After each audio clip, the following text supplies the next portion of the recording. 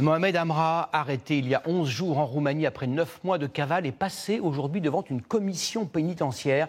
Il a été sanctionné d'une peine de 30 jours de quartier disciplinaire après son évasion du 14 mai 2024. Il sera par ailleurs très vraisemblablement jugé par une cour d'assises pour ses autres forfaits dans plusieurs mois.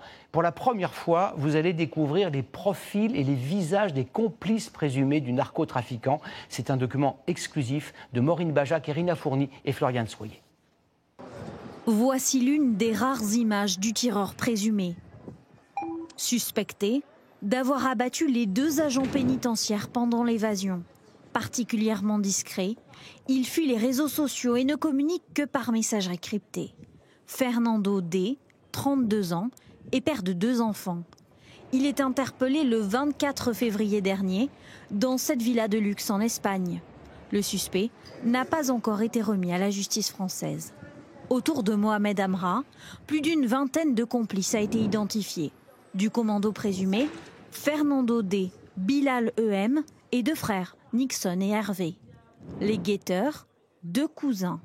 Et puis, un homme central, derrière les barreaux.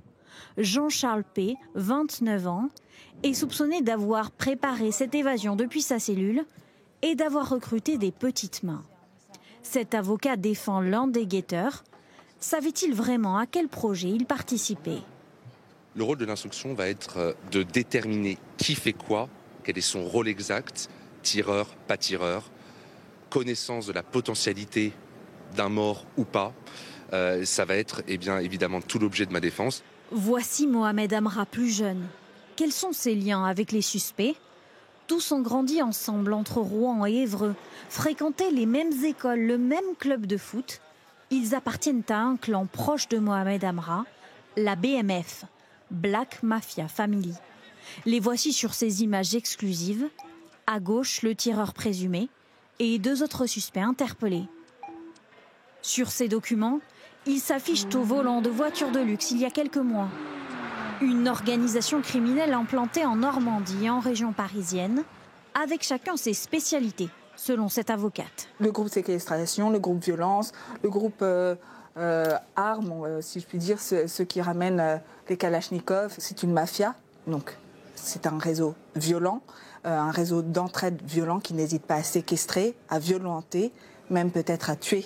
Mohamed Amra s'est entouré d'autres délinquants en détention, comme on le voit sur cette photo pendant une promenade, la prison de Fleury-Mérogis en arrière-plan.